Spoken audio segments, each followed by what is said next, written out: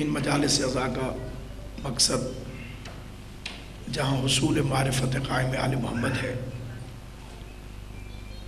اس میں ایک بنیادی بات یہ بھی ہے کہ ماننے والوں کے لیے شوق آمادگی کو پیدا کیا جائے اور انکار کرنے والوں کو دعوت فقہ دی جائے۔ سب سے بڑی کوتاہی ہمارے سے یہ ہوئی ہے کہ عالم اسلام میں جتنی مضبوط دلیلیں، آیتیں، حدیثیں اور روایتیں عقیدہ امام مہدی علیہ السلام کے متعلق موجود ہیں،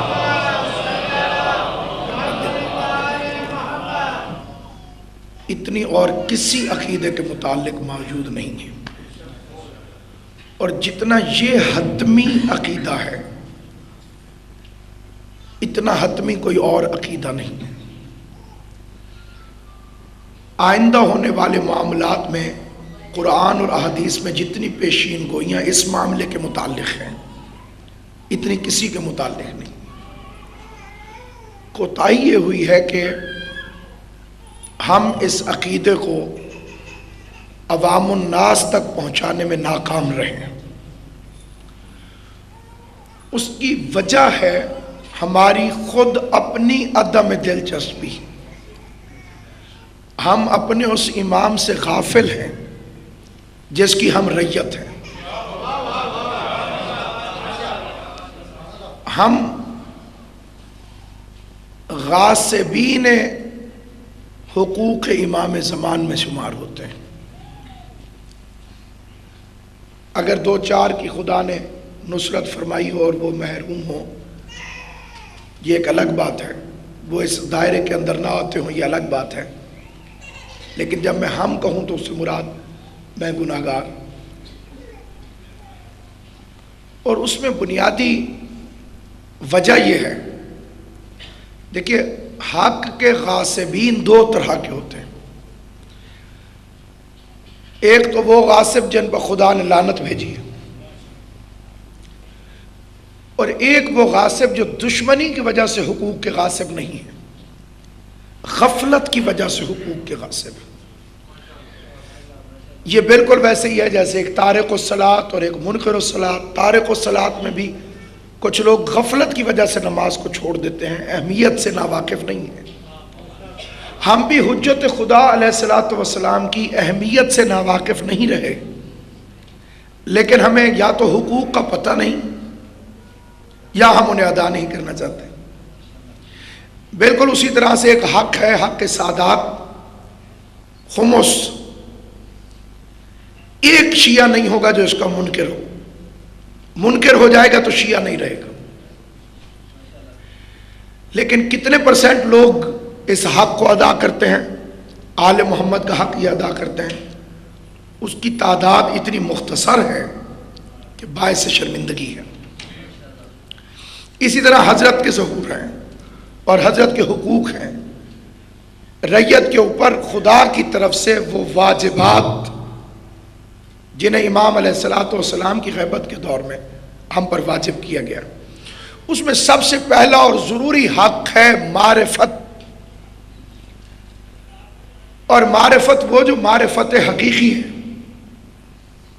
جس کے لیے وہ تسلیم کریں یا نہ کریں، روایت برادران اہل سنت کے پاس بھی بڑے زور کے ساتھ موجود ہے، من مات ولم یعرف امام زمانہ ہی مات میتتن جاہلیہ۔ جو مر گیا اور اس نے اپنے زمانے کے امام کی معرفت حاصل نہ کی، وہ جاہلیت کی موت مرا۔ جہالت نہیں، جاہلیت۔ دیکھیے جہالت اور چیز ہے، جاہلیت الگ چیز ہے۔ کسی کو اب کوئی مسئلہ نہیں آتا تو وہ جاہل ہے، لیکن حضور سے پہلے اگر کوئی مر گیا، حضور علیہ السلام کے آنے سے پہلے، اس دور کو دور جہالت نہیں کہا جاتا، دور جاہلیت کہا جاتا ہے۔ اب آپ اس کی اہمیت پر آج کی حد تک توجہ فرمائیے، اگر کسی نے اپنے زمانے کے امام کی معرفت حاصل نہ کی تو جاہلیت کی موت مرا، مطلب نہ اس پر نماز آئی، نہ قرآن آیا، نہ رسول آئے، نہ دین آیا، نہ اسے دین کی کسی چیز کا علم ہو سکا۔ ایک امام کی معرفت کے بغیر جاہلیت کی موت ہے تو نہ نماز قبول ہوگی، نہ روزہ قبول ہوگا، نہ حج قبول، سب بے معنی اگر امام کی معرفت حاصل نہیں کی۔ اس کے لیے ایک دعائے معرفت ہے جسے پڑھنے کا حکم دیا گیا، مستحبات میں سے ہوتی ہیں تعقیبات نماز، تاکید بہت زیادہ ہوتی ہے، تو مستحبات میں ہے کہ ہر نماز کے بعد دعائے معرفت کی تلاوت کی جائے۔ بڑی مختصر سی دعا، اللہم عرفنی نفسک، اے خدا مجھے اپنی معرفت عطا فرما، فإنک ان لم تعرفنی نفسک لم اعرف نبیک، اگر تو نے مجھے اپنی معرفت عطا نہ فرمائی تو میں تیرے نبی کی معرفت کو حاصل نہیں کر سکوں گا۔ اور پھر کیونکہ یہ بھی میں خود حاصل نہیں کر سکتا، ہدایت اور معرفت یہ دو چیزیں ایسی ہیں جن کا تعلق براہ راست خدا سے ہے، اللہ سے ہی کہنا پڑتا ہے کہ تو عطا فرما، اہدنا الصراط المستقیم، تو مجھے ہدایت کر صراط مستقیم کی طرف۔ ہدایت بھی وہ دیتا ہے، معرفت بھی وہ عطا کرتا ہے۔ پھر خود کہا اللہم عرفنی نبیک، خدایا مجھے اپنے نبی کی معرفت بھی تو ہی عطا فرما، فإنک ان لم تعرفنی نبیک لم اعرف حجتک، اگر تو نے مجھے اپنے نبی کی معرفت عطا نہ فرمائی، یا اگر میں تیرے نبی کی معرفت حاصل نہ کر سکا تو میں تیری حجت کی معرفت حاصل نہیں کر سکوں گا۔ کیونکہ ہر دور میں یہ دعا نماز کے ساتھ پڑھی جاتی رہی، اس دور میں مراد قائم آل محمد۔ اب اگلا فقرہ سنیے، اللہم عرفنی حجتک، یہ دعا کا آخری فقرہ ہے، خدایا مجھے اپنی حجت کی معرفت بھی عطا فرما، فإنک ان لم تعرفنی حجتک ضللت عن دینی، اللہ کی معرفت کا نقصان یہ ہے اگر حاصل نہ ہو سکی تو نبی کی معرفت نہیں ملے گی، اگر نبی کی معرفت حاصل نہ ہو سکی تو نقصان یہ ہوگا کہ حجت کی معرفت حاصل نہیں ہو سکے گی۔ لیکن اگر حجت کی معرفت حاصل نہ ہو سکی تو اب یہ نہیں ہے کہ کسی اور کی معرفت نہیں ملے گی، زللت عن دینی، میں اپنے دین سے گمراہ ہو جاؤں گا۔ اب آپ معرفت کی اہمیت میں دو چیزوں کو مد نظر رکھیے۔ پہلی بات، اگر یہ معرفت حاصل نہیں ہوئی تو اس کا نتیجہ یہ نکلے گا کہ ہم جاہلیت کی موت مریں گے، نہ کہ جہالت کی۔ اور دوسری بات کہ اگر یہ معرفت حاصل نہ ہو سکی تو ہم اپنے دین سے گمراہ ہو جائیں گے۔ یہ دو باتیں معرفت کے حصول کے لیے بنیادی طور پر ذہن میں رکھنا ضروری ہے۔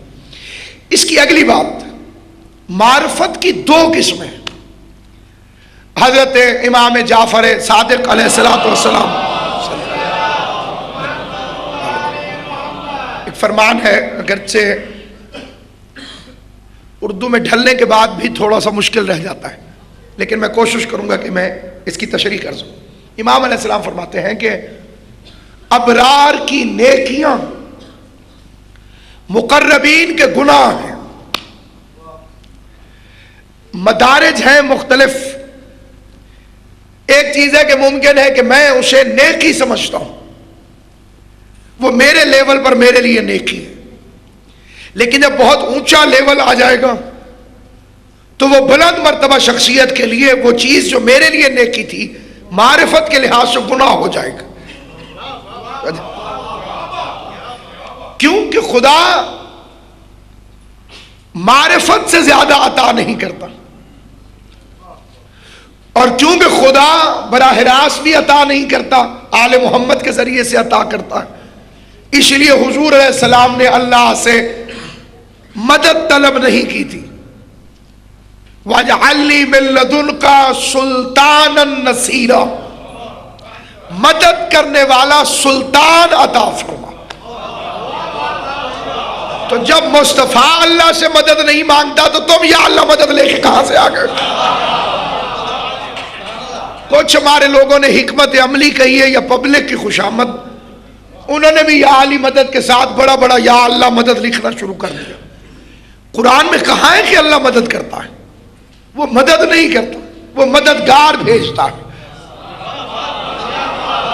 یا ایھا الذین آمنوا کونوا انصار اللہ، ایمان والو اللہ کے مددگار بن جاؤ۔ کما قال عیسی ابن مریم للحواریین من انصاری اللہ، سورہ مبارک صف۔ قال الحواریون نحن انصار اللہ، حواریوں نے کہا ہم اللہ کی مدد کریں گے، حالانکہ عیسیٰ کی مدد کی اور مدد اللہ کی ہو گئی۔ تو جب عیسیٰ کا مددگار اللہ کا مددگار ہے تو جو مصطفیٰ کا مددگار ہو وہ اللہ کا مددگار کیوں نہیں ہو؟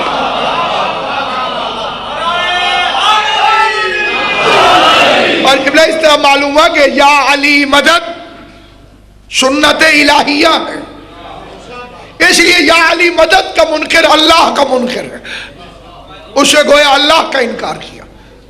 اور اصول فقہ کے مطابق بھی کائنات کا ہر مجتہد اس دلیل سے متفق ہو جائے گا کہ یا علی مدد واجب ہے، مستحب نہیں۔ ہر وہ مستحب جس کا انکار کیا جائے وہ واجب ہو جاتا ہے۔ لہذا جو لوگ اسے خالی مستحب سمجھتے ہیں ان کی اطلاع کے لیے عرض ہے کہ باقاعدہ انکار کیا جا رہا ہے، تو اب واجب ہے ہر موالی اور ہر حلالی پر کہ وہ سنا سنا کہ یا علی مدد کرے۔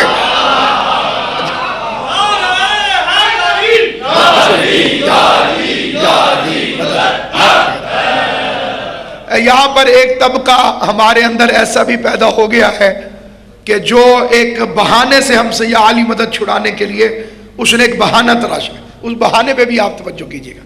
کہیں گے صاحب ہم تو امام زمان علیہ السلام کی ریت ہیں اور ہمارے امام تو امام مہدی علیہ السلام ہیں، تو ہمیں یا مہدی مدد کہنا چاہیے، اب تو یا علی مدد چھوڑ دینا چاہیے، یا ہمیں مہدی مہدی کرنا چاہیے، یا علی تو نہیں کرنا چاہیے۔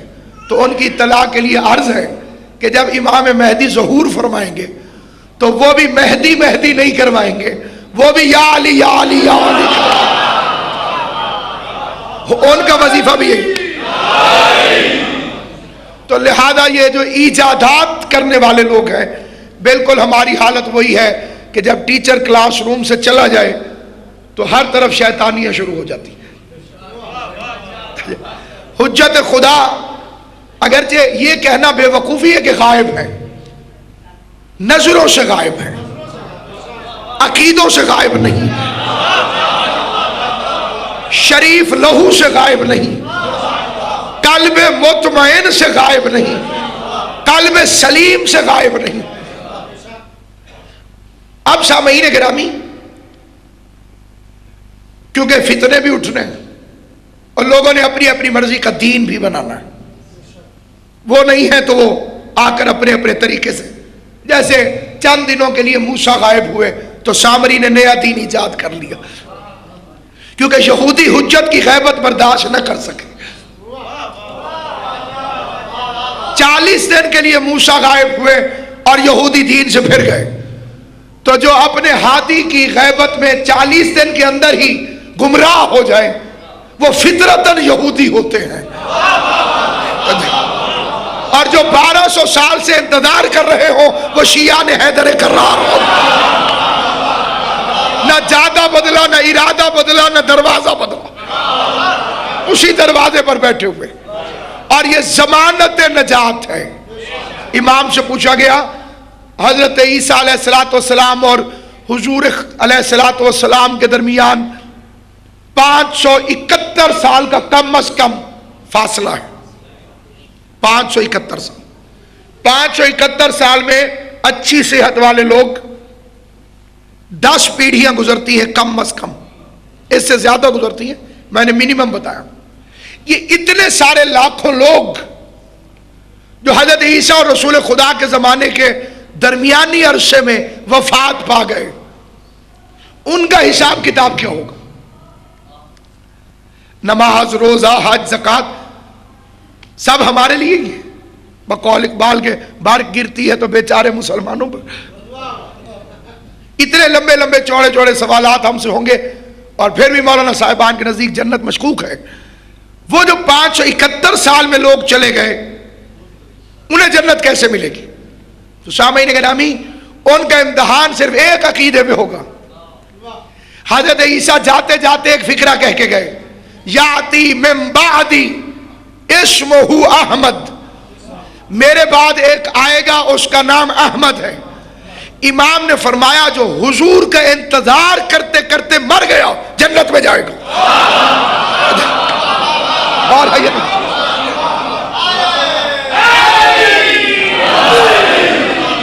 جس نے خالی انتظار کیا کہ حضور تشریف لائیں گے وہ جنت میں چلا جائے گا. اب یہ ایک لفظ ہے معرفت، حجت خدا کی معرفت. اس کی 2 قسمیں ہیں. ایک ہے معرفت خاصہ، یہ خواص کے لیے. ایک ہے معرفت عامہ، یہ عوام کے لیے. اور ایک ان دونوں سے اوپر کی معرفت ہے، معرفت حقیقی، کہ ان کی حقیقت کیا ہے. وہ کوئی چاہے بھی تو نہیں پا سکتا. وہ یا اللہ کے پاس ہے یا رسول کے پاس. یہ وہی معرفت ہے جس کے لیے سلمان سے پوچھا گیا تھا مسجد میں کون کون ہے. سب کے نام لیے، مولا علی کا نام چھوڑ دیا، کہ ایک وہ ہے جسے میں نہیں جانتا. آدمی آیا تو اسی کو ڈھونڈنے لگ گیا جنہیں نہیں جانتا تھا. تو امیر نظر آئے، کہا سلمان نے جھوٹ بول دیا. سلمان کو بلایا تو کہا میں اب بھی قائم ہوں، وہ ہیں وہ ہیں وہ ہیں وہ ہیں وہ ہیں، اور انہیں میں نہیں جانتا. حضور جانتے تھے، ہمیں بتانے کے لیے پوچھ لیا. سلمان دلیل پیش کرو. کہا آپ جو تقریر میں کہا کہ علی کو یا اللہ جانتا ہے یا آپ جانتے ہیں، نہ میں اللہ ہوں نہ محمد مصطفیٰ، تو اب میں کیسے جان سکتا؟ ہم جان ہی نہیں سکتے کہ یہ کیا ہے. پہلی جہالت وہیں سے شروع ہوتی ہے جب یہاں سوال پیدا ہو جاتا ہے کہ ہم کیوں نہیں جان سکتے.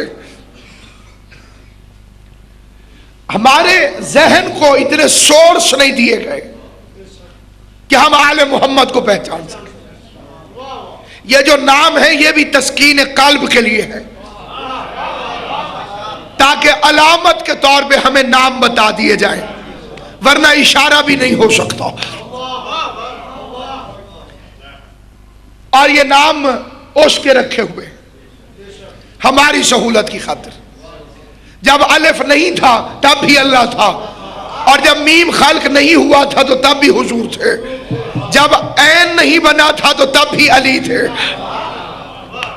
اور پھر یہاں پر پبلک کلم الناس علی قدر عقولہم، کہ نور سے خلق ہوئے. یہ ہمارے اہل سنت بھائیوں کا عقیدہ ہے. جو مذہب اہل بیت کا عقیدہ ہے وہ اس سے بہت آگے ہے. جبریل نور سے خلق ہوئے، وہ آگے بڑھتے تو چل رہے تھے.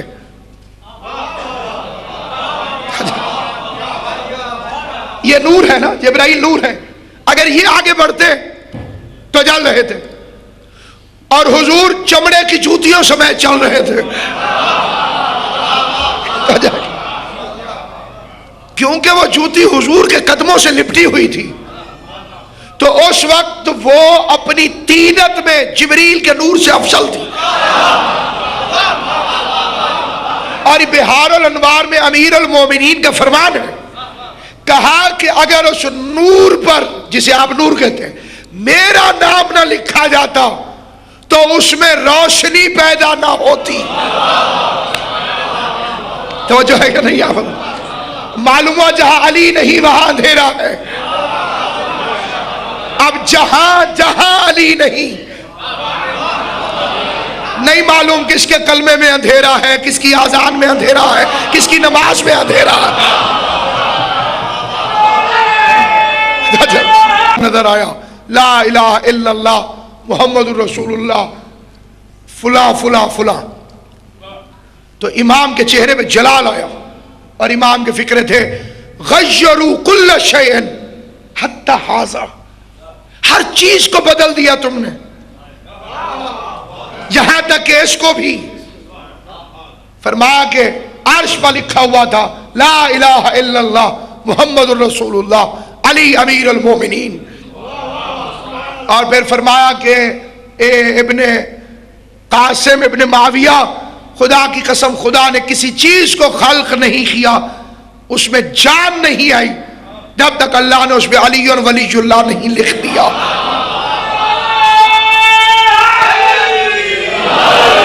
اور اب امام کے فکرے سنیے، فرمایا جو تم چاند میں کالے رنگ کا نشان دیکھتے ہو، یہ میرے دادا علی کی ولایت لکھی ہوئی ہے۔ غور ہے یا نہیں؟ اچھا اب پبلک پریشان ہوگی یہ کیا لکھا ہوا ہے، ہمارے امام نے تو ہمیں بہت پہلے بتا دیا۔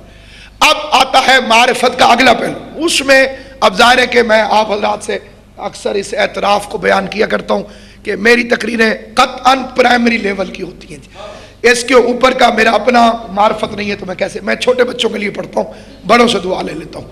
سامعین گرامی، جو ہمارے پاس معرفت کا ذخیرہ ہے، ہمارے سے مراد ماننے والوں کے گھروں میں، اس کی بنیاد ہے کہ آپ 12ویں امام ہیں، زندہ ہیں، آ جائیں گے، یہ معرفت نہیں ہے۔ جو کم از کم ریکوائرمنٹ ہے ائمہ معصومین کی احادیث کے مطابق، وہ ہے تعارف غائبانہ۔ آپ کسی صاحب سے ملے، آپ نے پوچھا آپ کا نام، مثال کے طور پر انہوں نے کہا سید تنظیم حسین نقوی، میں نے بسم اللہ بسم اللہ قبلہ، آپ کا غائبانہ تعارف تو تھا، ملاقات آج ہوئی ہے۔ تو کم از کم امام کا اتنا تعارف موجود ہو کہ ہم امام کو اتنا کچھ کہہ سکیں ان کے آنے کے بعد کہ مولا آپ کا غائبانہ تعارف تو تھا۔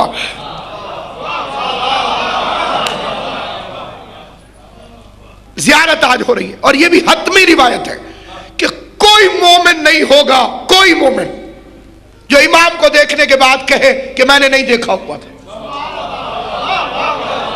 کوئی مومن نہیں، سب کہیں گے میں مل چکا تھا، میں نے دیکھا تھا، میری ملاقات ہوئی تھی، فلاں مشکل میں انہوں نے میری مدد کی تھی۔ آپ کو پاتا نہیں، جب آپ کو پاتا ہوں میں، یا تو کھو جاتا ہوں میں یا کھو دیا جاتا ہوں میں۔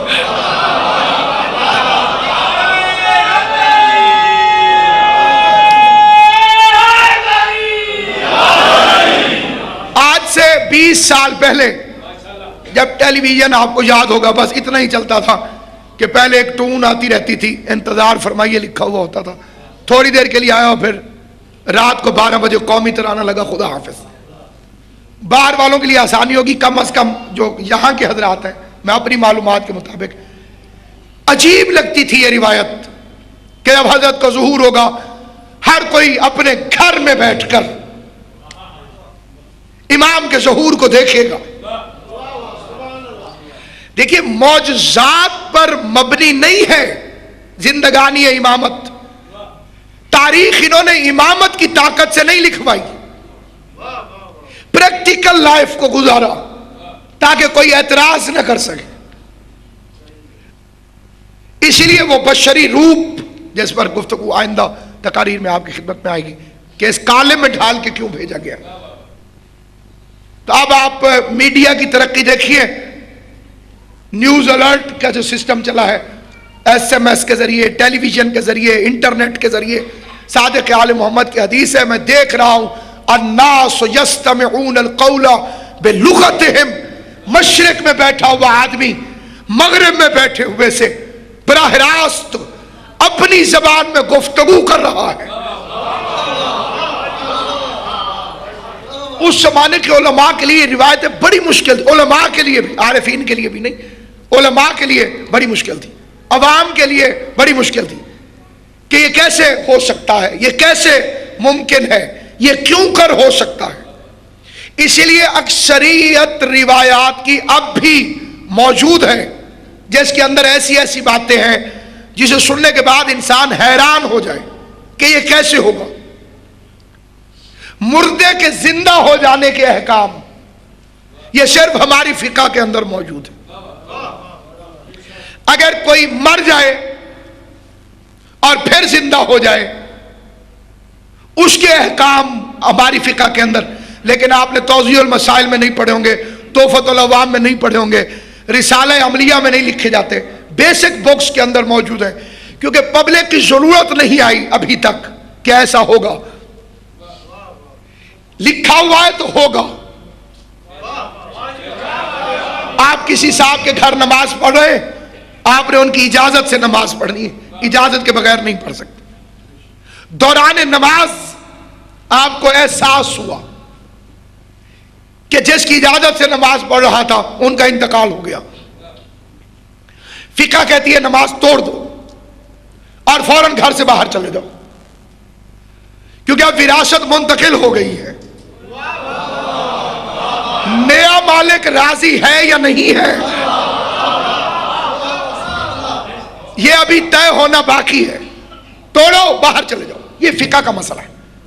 تو اب سامعین گرامی قدر، تعارف غائبانہ کہ ہمیں امام کی وہ معرفت حاصل ہو سکے جس میں ہمیں ان کی عقیدت میں اختیار کا اندازہ ہو، ان کے بنیادی نشانیاں اور ان کے اختیار بالخصوص، کیونکہ امام کے ظہور کے بعد جس غلطی کی معافی نہیں ہوگی وہ اختیار حجت میں شک ہے۔ اس سے پہلے بھی جو سزائیں ملی وہ انہی مجرموں کو ملی، وہ جو مرد عورت بن گئی تھی۔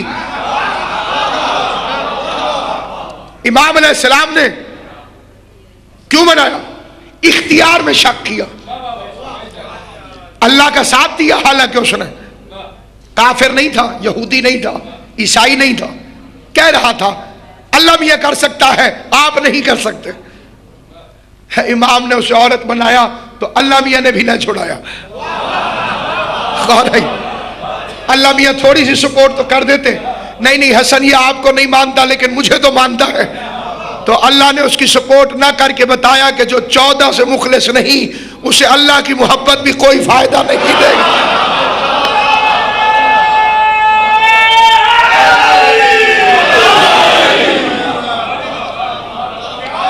مجھے اپنے بچپن میں یاد ہے، میں لاہور میں جب پہلی دفعہ آیا تھا 6 جولائی 1986 کو یہاں کانفرنس کے اندر، تو داتا صاحب کو بھی دیکھنے کا شوق، مینار پاکستان بھی دیکھنے کا شوق، داتا صاحب کی طرف نکل گیا، بھوک لگی ہوئی تھی، اس سامنے دیگیں تیار تھی، تو میں نے کہا داتا ہیں تو بانٹتے ہوں گے، میں نے یوں ہاتھ کر دیا، میں نے کہا مجھے بھی دو، اس نے کہا ٹھہرو ابھی کوئی آئے گا وہ خریدے گا۔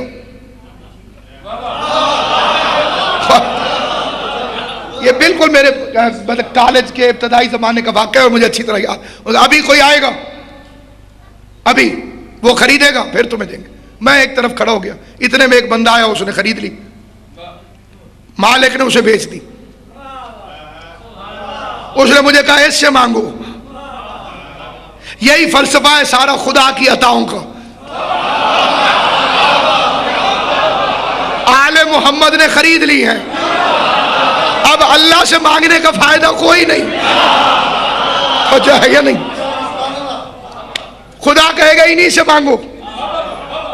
میں نے دیکھا ایک بندہ دیگ والے کے پاس جاتا ہی نہیں تھا جس نے خریدا ہے، وہ بار بار اسی کے پاس جاتا تھا ڈائریکٹ، آپ اس سے کہیں۔ اس نے کہا دیکھو اس نے کوئی شرط تو نہیں رکھی، جو جھولی پھیلا دے اسی کو دیتا جا رہا ہے۔ آل محمد نے بھی کوئی شرط نہیں رکھی، جو جھولی پھیلاتا جائے گا دروازے پر جھولیاں بھرتے چلے جائیں گے۔ اب میں نے بڑا سوچا کہ یہ بندہ آتا کیوں نہیں اس سے مانگنے، ادھر کیوں جاتا ہے؟